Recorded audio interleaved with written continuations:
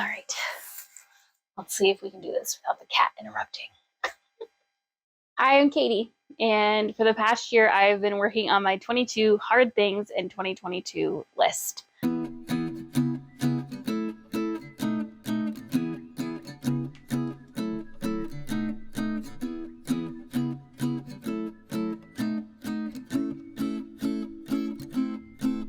So at the end of 2021, I was in a pretty bad state of depression. And depression is something that I've struggled with my entire life, but I think just the combination of the pandemic and isolation and kind of realizing that I had not processed some grief from many years before and gaining back over 100 pounds from the extreme weight loss that I had a decade ago, I was just in a really bad place mentally. And from the outside looking in, that seemed kind of nuts because we had all of these things going for us in our life. We had just moved our farm to this beautiful piece of land, great jobs, good set of friends, reconnecting with family, and, the world was pretty much our oyster. Deborah, either sit or don't, okay? We're not gonna be jumping around this whole time. So despite all the positive things that we had going on, I was just in a really dark place. I didn't want to get out of bed in the morning. I was finding I was bitter about our farm that we had worked so hard to create because I didn't have the strength or the energy to tackle the projects that we needed to. I was in a cycle of self-loathing that I had never been in before. And I think a lot of that stemmed from making my entire identity my weight loss earlier in my life. I struggled my entire life with my weight and self-worth and value. When I was 15, I lost my mom to cancer unexpectedly. Lots of other little things, no different than so many people. But of course, we all process things differently. Despite kind of that tragic loss, I was able to go on to college, graduate, get a great job, and climb the career ladder pretty quickly in the technical field.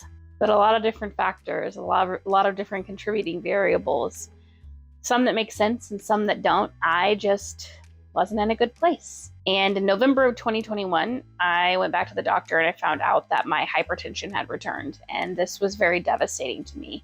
It's something that I had worked really hard to get under control and to get off blood pressure medication in my mid-20s. So the fact that the hypertension had returned felt like this final nail in the coffin. Like I saw it as a representation of my value, and it really sent me to rock bottom. Then I had this epiphany one day that maybe I was trying to be 25-year-old Katie at 35 years old. And when I'd set out to do those things, I would ultimately fail, and I would feel that pressure of failure. To me, I was like, this is just proof that I am not capable. I'm not worthy. I can't do these things anymore. So I decided to meet myself where I was at. I'm like, what if I just tried something, made a goal that was more attainable for where I was at in life? And that started with brushing my hair every day. And that seems like a small thing, but if you're someone who struggled with depression, this may make sense. So I started with that, and then I added 10 minutes of intentional movement every day. And I started to slowly gain back my confidence. I didn't want to make another resolution to lose 100 pounds in a year. I knew that if I wrapped myself up in that thought, I would just solidify my identity as my weight. So instead, I made a list of 22 hard things that I wanted to do in 2022. Some of them were more physically driven challenges. Some of them were mental. I wanted to believe that I could do things again so I could reach my goals. I wanted to feel joy again. I wanted to feel good again. And at the time, I just thought I couldn't. I haven't talked a lot about how I made my list, which is interesting because it was a 2-week process for me. I wanted to be very careful about the things that I put on my list, how I wrote them, and what sort of expectations that I was putting on myself. I wanted to challenge myself, but the list has never been about punishment. Of course, there's a negative connotation with the word hard. Hard may be unpleasant at times. But it was never about trying to make life worse. It was about trying to make it better. And even though I had difficult moments this year where I questioned why I was doing this, I think you can see in my other videos that there has been so much joy. I'm doing things that I never thought I'd do again, or trying things I never thought I could. I'm pushing past anxious and debilitating thoughts to do the things that I need to do, and I feel hope again for the first time in a long time. And at the end of the day, even when I have the hard days, I'm like, at least I have that. I have hope. So I want to talk about how I made my list, things that I definitely didn't put on my list for a reason, and how I am going into 2023 in the hopes that if you want to do something like this, you might consider some of the things that I did. First, I asked myself the question, what are some things that I really, really long to do but struggle to believe I'm capable of doing? Several years ago, I did my first triathlon, and it was this just unforgettable experience. I have never felt stronger in my entire life. It made me feel so good. The running, the swimming, the cycling, I just felt like I was on top of the world and I could do anything. And something about the past couple of years made me believe that I could no longer do that. It was the gaining weight. It was the feeling like my body was broken. So I knew I wanted to put triathlon back on my list, and I knew I wanted running back on my list because running was something that had always made me feel alive, and it helped me so much manage the mental garbage in my head. Running had been such a powerful thing for me, and again, I just told myself you can never do that again. The second question I asked myself was, what are some things that you need to do that you've been avoiding because of anxiety or fear of failure, but that could ultimately help me feel better? For instance, one of those things that I put on my list this year was go to the dentist. It's something that I had been avoiding for many years. I have some dental anxiety, and then after more and more time had passed, it became worse and worse because I became embarrassed to go back. So that's something that I put on my list because even though I didn't want to do it, I didn't want to go to the dentist. I knew that if I went to the dentist, my mouth would feel better, I would feel better, and it would give me back a little bit of confidence to go into more appointments like that. Then it was, what are some things that I want to do but have convinced myself I don't deserve to have that experience? Automatically, I knew one of those things was going to hike in Grand Teton National Park. Because when I had been there the year before, I had told myself, I had given myself a rule that was like, you cannot come back here and hike again until you've lost a certain amount of weight, like a reward. I'd given myself this rule. And when we were in the Tetons the year earlier, I was just in love. I just felt so much like when I was in this state of like depression and numbness, I went there, we walked around, I saw everything, and I was just like, I feel things. And then I gave myself a rule that I couldn't come back until I had reached a certain weight. And so that's an example of one of the things I put on my list where I was like, I'm not going to give myself a rule about this experience. And it's going to be hard, one, to get past the mental shift of knowing that I deserve to have that experience at any size, but two, working to improve my physical stamina so that I could actually do the hikes that I really wanted to do.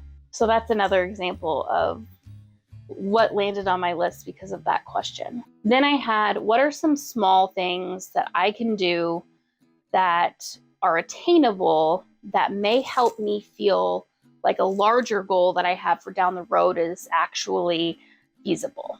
A couple of examples of things I put on my list for that to answer that question are biking 40 consecutive miles on the Katy Trail.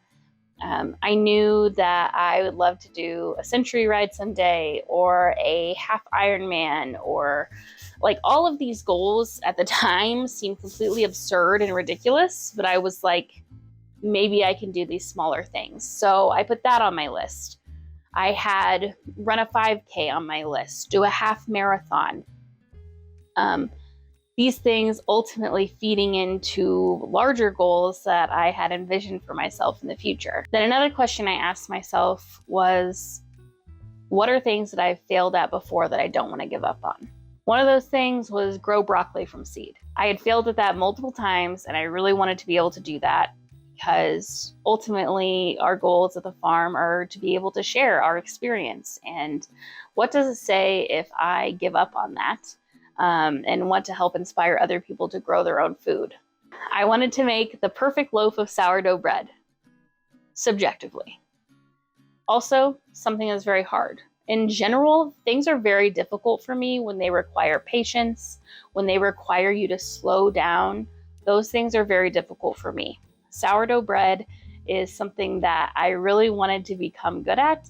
And those, I just failed so many times. I was like, I don't know that I can actually do this. And guess what? I actually did it. Overall, I wanted to fill my list with things that I could do or work towards doing instead of the results of things that I do or don't do. That means weight loss definitely wasn't making the cut for my list. Weight loss, increased strength, happiness, better sleep, decreased anxiety, confidence, deeper relationships, self-discovery. Those were all effects of me doing the things on my list. Because for me, a lot of times when I used to set resolutions, I would ultimately fail because the desired effects were not in the time that I wanted them. And it makes sense because how could I sit down and make a list with things like lose weight, be less anxious, get better sleep, and feel any sense of accomplishment when I was feeling bad in my body or depressed or feeling like I'm struggling with insomnia and literally worrying about everything? I could not set those kind of broader goals like that because so much of my life is out of my own control. There are lots of little tiny variables that work together to achieve those goals. So instead, I simplified the approach. I focused on the things that I could do because I knew if I could convince myself that I could do them, the journey itself was going to help me feel better all around. And even if I had those other goals to feel less anxious, or even if I wanted to lose weight or feel less depressed or any of those things, it was the doing the things that was ultimately going to lead me there. I mixed my list with hard, harder, and hardest things. For instance, finally coming up with a plan to spread my mom's ashes, super hard. Making different recipes with the chicken from our farm, not as hard. The goal was that I could gain confidence doing harder and harder things. I am the queen of putting things on lists that I've already accomplished so I can check them off. And if I could go back in time, I probably would have added a couple of those things too. The list was never built to feel like pressure. I wanted it to encourage me and push me and grow me in ways that I had convinced myself I wasn't worthy of doing anymore. My list is very personal to me. You may not want to make a business plan for a farm or run or make sourdough bread, or you may not need to do some of those other things that I really needed to do.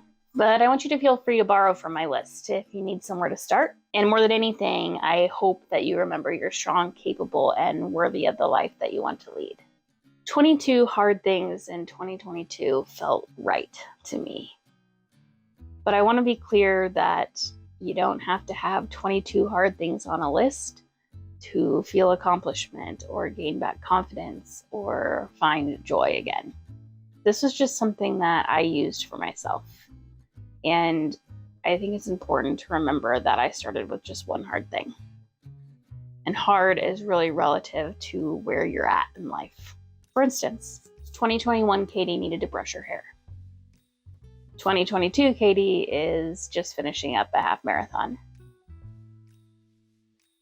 Isn't that nuts?